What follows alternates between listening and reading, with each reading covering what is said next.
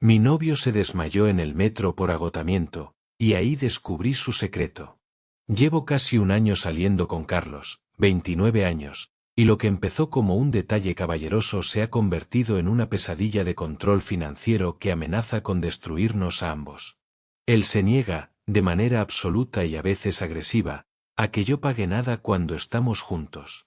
No solo las cenas, sino el café de la mañana, las entradas al cine, la gasolina de su coche, incluso un chicle en el kiosco. Al principio, tras haber salido con hombres que dividían la cuenta hasta el último céntimo, su actitud me resultó romántica, un refugio de generosidad en un mundo de cuentas separadas. Pero la dulzura inicial se ha transformado en una sensación incómoda de asfixia y en una dinámica que, lejos de hacerme sentir querida, me hace sentir una carga. El punto de inflexión ocurrió hace 2 semanas durante una cena con sus compañeros de trabajo en una taberna del centro de Madrid. La cuenta para nosotros fue de unos 110 euros. Cuando, casi por acto reflejo, saqué mi cartera para poner mi tarjeta, Carlos me agarró la muñeca con una firmeza que me erizó la piel. No fue violento, pero sí innegablemente posesivo. Yo me encargo, dijo con un tono cortante, gélido, que silenció de inmediato las risas y las conversaciones en nuestra mesa. Sentí que todas las miradas se clavaban en mí, en mi muñeca todavía prisionera, y ardí de una vergüenza que me nubló la vista. Más tarde, en el silencio incómodo del baño, la novia de uno de sus colegas se acercó a mí, con voz baja y preocupada, me preguntó si todo iba bien entre nosotros. Esa pregunta, cargada de lástima y alarma, me hizo ver la situación con una claridad aterradora. Desde fuera, nuestro pequeño drama no parecía un gesto de caballerosidad, sino un acto de control flagrante. Cuando lo confronté en privado, al llegar a su piso, se puso a la defensiva de inmediato. Dijo que yo le había faltado al respeto al intentar pagar delante de todos, que estaba creando un drama innecesario y que un hombre que se precie no permite que su mujer pague. Lo más desconcertante de todo esto es que, en todos los demás aspectos, Carlos es un hombre moderno, independiente y con ideas progresistas. Cocina exquisiteces, limpia su piso impecablemente, hace su propia colada y siempre me ha apoyado incondicionalmente en mis metas profesionales, celebrando cada uno de mis ascensos. No es un machista de manual, es solo este obstáculo insuperable, este muro infranqueable que se alza cada vez que se menciona el dinero. La situación es aún más absurda e irracional considerando nuestra situación económica. Los dos trabajamos a tiempo completo y tenemos sueldos notablemente similares. Yo soy diseñadora gráfica en una agencia mediana y gano alrededor de 32.000 euros al año. Él es técnico de IT en una multinacional y gana unos 35.000. No existe una brecha salarial significativa que justifique de ninguna manera que él cargue con el peso absoluto de todos nuestros gastos compartidos. He intentado todo tipo de aproximaciones. Sugerir que turnemos los pagos, que dividamos las facturas en función de nuestros ingresos, que al menos me deje pagar las cosas pequeñas como los cafés o los cines. Cada propuesta es rechazada con la misma cantinela, que parece un mantra grabado a fuego en su mente. Un hombre de verdad cuida de su mujer, mi abuelo nunca dejó que mi abuela pagara nada, y yo no seré menos. Cuando le recuerdo, con la mayor paciencia que puedo reunir, que no somos su abuelo y su abuela en la España de posguerra, y que ambos somos adultos independientes con capacidades económicas similares, me mira con una profunda decepción, como si estuviera hiriendo sus principios más profundos y traicionando un código sagrado. Este problema, aparentemente banal, ha empezado a envenenar lentamente nuestra relación. Ya no puedo disfrutar de una simple salida al parque o de una cena porque solo puedo pensar en el dinero que él está gastando en mí, dinero que yo podría aportar sin ningún problema. Inconscientemente, he empezado a sugerir planes caseros y gratuitos con una frecuencia enfermiza, pero eso me hace sentir que estoy limitando y empobreciendo nuestra vida en pareja por su terquedad irracional. Su cumpleaños fue el colmo, el momento en que entendí que esto iba más allá de la caballerosidad. Quería regalarle una experiencia, una cena en un restaurante de moda en Chamberí que llevaba meses mencionando con ojos brillantes. Reservé mesa con semanas de antelación y le dejé absolutamente claro, en múltiples ocasiones, que era mi regalo para él, mi forma de demostrarle mi amor. La velada fue maravillosa, la comida exquisita, el ambiente perfecto. Cuando llegó la cuenta, en un acto decidido, puse mi tarjeta en la bandeja antes de que él pudiera siquiera alcanzar su cartera. Su rostro se descompuso en una máscara de puro pánico. No era enfado, era terror. Intentó llamar al camarero con desesperación, farfullando que había un error, pero era demasiado tarde. Pasó el resto de la noche en un silencio hosco y tenso, y al llegar a su casa me dijo, con la voz quebrada por una emoción que no entendía, que le había humillado profundamente, que hacerle aceptar eso le hacía sentirse un don nadie, un fracasado. Aquello me dejó absolutamente helada. ¿Cómo podía un hombre tan capaz, con una carrera exitosa, un piso propio y una vida ordenada, sentirse menos hombre por dejar que su novia, que lo ama, le invitara a cenar en su propio cumpleaños? Empecé a cuestionar seriamente los cimientos de nuestra relación. Amo a Carlos, es inteligente, divertido y, en la mayoría de los sentidos, un compañero increíble y enriquecedor. Pero esta dinámica tan desigual me hacía sentir como un peso, una carga financiera que mantener, no como una compañera igual.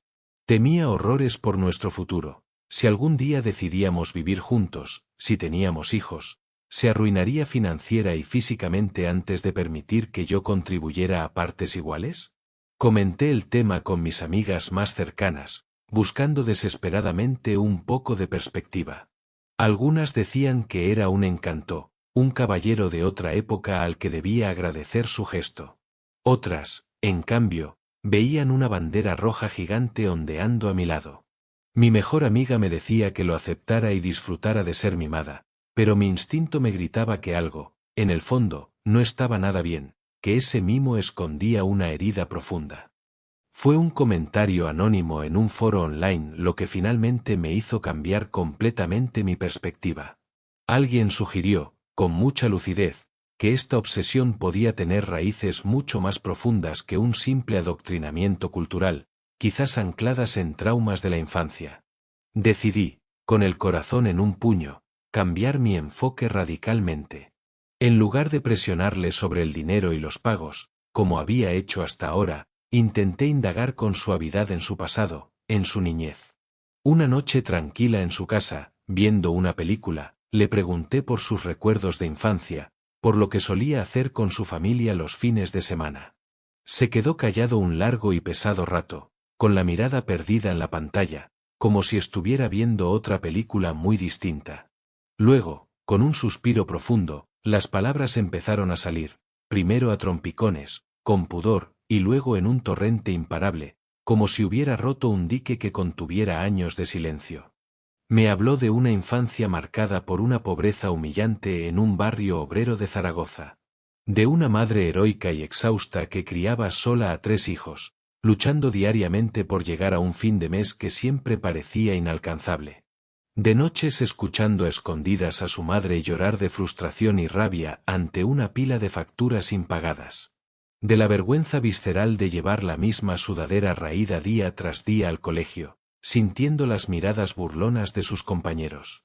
Y, sobre todo, me habló de la figura ausente y despreciable de un padre que los abandonó sin mirar atrás y que solo causó decepciones y desamparo. Juré sobre la foto de mi madre que nunca, jamás, alguien a quien amara tendría que pasar por eso por mi culpa, me dijo, con los ojos vidriosos pero con una voz firme de convicción. Para mí, Carla, proveer no es ser caballeroso. Es no ser él. Es demostrarle al mundo, y a mí mismo, que nunca voy a fallar como él falló. Que puedo proteger a los míos. De repente, como si alguien hubiera encendido la luz en una habitación oscura, todo cobró un sentido trágico y doloroso. Su pánico no era por control o machismo, era por miedo. Un miedo visceral, arraigado en la memoria de un niño hambriento y avergonzado, a repetir la historia de su padre, a ser un hombre que no puede mantener a su familia. En su mente distorsionada por el trauma, cada euro que yo gastaba no era un acto de amor o reciprocidad, era una prueba de su ineptitud, un punto menos en su valor como hombre y como pareja. Me sentí horrible, una insensible, por no haberlo entendido antes, por haber visto terquedad donde había trauma. Pero mi alivio momentáneo por comprender la situación duró muy poco. Una pregunta incómoda y aterradora empezó a rondar mi cabeza con insistencia. Con nuestro ritmo actual de salidas, cenas y viajes, ¿podía él realmente permitírselo sin sucumbir? Una tarde, con el corazón latiéndome con fuerza, le pregunté con la mayor suavidad que pude reunir por el estado real de sus finanzas. Se puso a la defensiva de inmediato, su cuerpo se tensó y insistía, con una sonrisa forzada, en que estaba todo bajo control, que no me preocupara. Pero cuando le presioné un poco, mirándole a los ojos con una mezcla de preocupación y firmeza, su mirada se quebró y admitió la cruda y descarnada realidad. Llevaba meses acumulando deuda de manera constante en sus tarjetas de crédito. Más de 3.500 euros. Todo, absolutamente todo, para financiar nuestro estilo de vida y nuestras citas. En lugar de ser honesto conmigo, o simplemente, aceptar mi ayuda en igualdad de condiciones, había elegido la opción del silencio y la autoflagelación, enterrarse en deudas con tal de mantener su fachada de proveedor incansable. Me enfadé, no podía evitarlo. Le dije, con la voz temblorosa por la rabia y la decepción, que su forma distorsionada de protegerme me estaba convirtiendo, sin yo saberlo, en cómplice de su lenta ruina financiera. Tras una larga y agotadora discusión, llena de lágrimas y reproches, acordamos con dificultad un frágil compromiso. Yo pagaría las cosas pequeñas como los desayunos y los almuerzos, nos turnaríamos para las cenas más importantes, y sobre todo, haríamos muchos más planes económicos y creativos. En ese momento, agotados, parecía un avance significativo, un rayo de esperanza. Pero, como pronto descubriría, las apariencias suelen engañar, y los pactos basados en la superficie se rompen con facilidad. Aproximadamente un mes después de aquel acuerdo, noté que Carlos estaba demacrado, irreconocible. Ojos hundidos en unas ojeras moradas, una palidez cadavérica, y se quedaba dormido de repente en el sofá, en el metro, incluso una vez casi al volante de su coche. Siempre, invariablemente, tenía una excusa preparada, mucho estrés en el trabajo, un proyecto muy exigente, que no dormía bien por las preocupaciones. Una mañana de sábado soleada, llegué a su piso con la intención de que fuéramos a pasar el día al retiro y lo encontré profundamente dormido, sin responder a mis llamadas ni a mis golpes en la puerta. Usé mi llave de repuesto y al moverme por la cocina en silencio para hacer café, vi algo que me heló la sangre, un uniforme de trabajo que no reconocía, doblado con pulcritud sobre una silla. Era una camisa azul con el logotipo de un supermercado de cadena y, junto a ella, un gorro de repartidor con reflejos. El corazón me dio un vuelco brutal, un presentimiento nauseabundo se apoderó de mí. Cuando finalmente despertó, sobresaltado por mi presencia, le confronté directamente, señalando el uniforme. Después de negarlo con vehemencia y de tartamudear excusas cada vez más inverosímiles, rompió a llorar desconsoladamente y confesó la verdad devastadora. Llevaba 2 meses completos trabajando como repartidor a turnos de noche para una plataforma de entrega a domicilio. Trabajaba de 8 de la mañana a 5 de la tarde en su empleo de IT, y de 7 de la tarde a 1 de la madrugada, 4 días a la semana, repartiendo pedidos de comida por las calles de Madrid. Estaba trabajando, literalmente, más de 70 horas a la semana. Mi mundo, mi sentido de la realidad, se vino abajo en un instante. Nuestro frágil compromiso no había solucionado absolutamente nada, solo lo había empujado a una solución más extrema, más peligrosa y más autodestructiva. Había elegido destruir su salud, su bienestar y su seguridad, antes que aceptar mi ayuda en igualdad de condiciones. Discutimos ferozmente, fue la pelea más dura que hemos tenido. Le dije, gritando entre lágrimas, que prefería terminar la relación antes que verlo matarse de esta manera lenta e implacable. Él, de rodillas, me suplicó que confiara en él, que era algo temporal, que solo hasta pagar la deuda de la tarjeta y tener un pequeño colchón. Pero yo ya no podía creerle. Su obsesión, su trauma, era más fuerte que su amor por sí mismo, y tal vez, me atrevía a pensarlo, más fuerte que su amor por mí. El miedo a ser como su padre era un demonio más poderoso que cualquier promesa de futuro juntos. La crisis final, la que lo cambió todo, llegó de la manera más dramática y aterradora posible. Una tarde de martes cualquiera, mientras estaba en mi oficina, recibí una llamada al móvil de un número desconocido. Al responder, una voz grave y preocupada, que se identificó como Pablo, un compañero de su trabajo diurno, me dijo las palabras que todavía resuenan en mis sueños. Carla, soy compañero de Carlos. Ha pasado algo. Se ha desplomado en la oficina, se ha golpeado la cabeza con el borde de una mesa al caer. La ambulancia lo está trasladando al Hospital Clínico San Carlos. Corrí allí como un alma que lleva el diablo, con el corazón en un puño y un miedo que me paralizaba el estómago. En urgencias, el médico que me atendió fue directo y sin rodeos, con la crudeza de quien ve estas cosas a diario: deshidratación severa y agotamiento extremo por privación crónica de sueño. Su cuerpo, simplemente, había dicho basta. Cuando finalmente me dejaron verlo, en una habitación blanca e impersonal, estaba pálido como la sábana que lo cubría, conectado a un suero y con un vendaje en la frente que teñía de rojo. Al verme, lo primero que hizo, con la voz ronca y débil, fue susurrar una disculpa que me partió el alma. Lo siento, Carla. No quería que me vieras así. Las facturas del hospital, no te preocupes, yo me encargo. En ese momento, algo se quebró dentro de mí para siempre. No era rabia, era una tristeza inmensa, una pena profunda por él, por el niño que fue, y una determinación férrea e inquebrantable. Le tomé la mano, fría y sin fuerza, y le dije, con una calma que no sentía pero que nació de lo más hondo de mi ser: no, Carlos. Esta vez no. Esta vez me encargo yo. Y si de verdad quieres que siga a tu lado, esto tiene que cambiar para siempre. No hay otra opción. Por primera vez desde que le conozco, no hubo discusión, no hubo réplica, no hubo defensa. Solo un silencio pesado, y luego un lento y doloroso asentimiento con la cabeza, mientras unas lágrimas silenciosas recorrían su rostro y mojaban la almohada. El susto, la evidencia física de su propio colapso, había sido, por fin, mayor que su miedo. Esa semana en el hospital, monótona y llena de pruebas, fue nuestro verdadero punto de inflexión, nuestro viaje al infierno y el primer paso de vuelta. Carlos, desde la cama del hospital, con una dignidad nueva y quebrada, renunció a su trabajo de repartidor por teléfono. Al salir, con el alta médica y un informe que recomendaba reducción drástica del estrés y reposo, tuvimos la conversación más honesta, dolorosa y necesaria de nuestra relación. Le dije, mirándole a los ojos sin pestañear, que su trauma no era su elección, que su infancia no era su culpa, pero que cómo manejaba ese trauma ahora, como adulto, sí lo era. Y que su elección había estado a punto de costarle la vida, de arrebatármelo. Le dije, sin espacio para la negociación, que a partir de ese momento yo pagaría el 50% de todo, de cada cena, de cada cine, de cada café, y que no era una sugerencia, sino una condición no negociable para que nuestra relación tuviera un futuro. También le dije, con la misma firmeza, que yo me haría cargo de pagar su deuda de la tarjeta de crédito.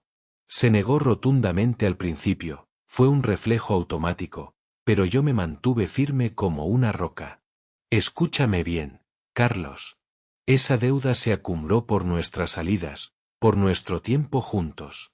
Es, por lo tanto, tan mía como tuya. Es la última vez, te lo juro, que cargas solo con un peso que nos pertenece a los dos. Tras una larga lucha interna que pude ver desarrollarse en sus ojos, finalmente, con un suspiro que parecía sacar años de peso de sus pulmones, aceptó.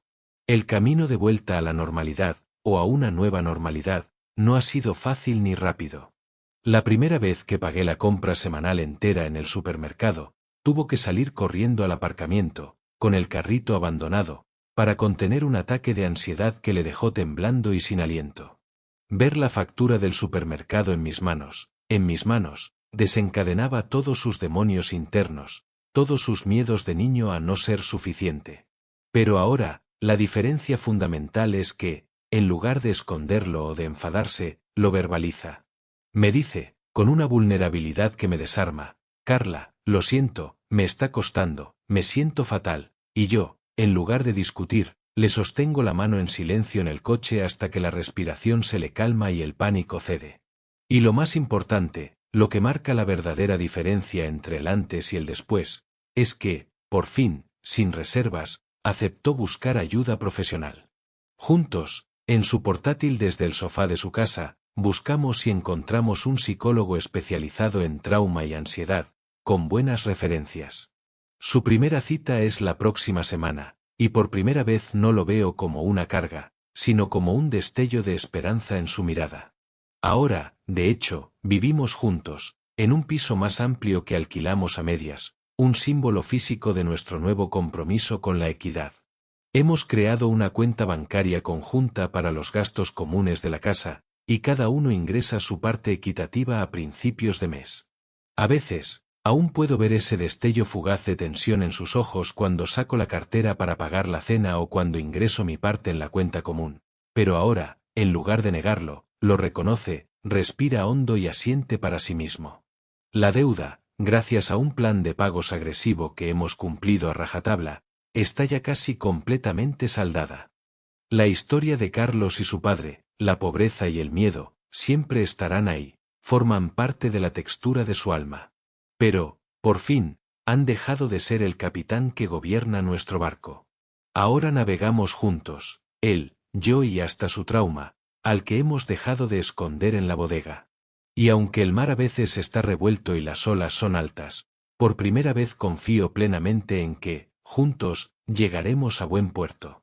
Porque he aprendido, de la manera más dura posible, que el amor verdadero no consiste en cargar solo con todo el peso para que el otro no sufra, sino en encontrar la fuerza y la humildad para repartirlo, y en tener el valor, infinito valor, de pedir ayuda y aceptarla cuando la carga te supera y amenaza con hundirte.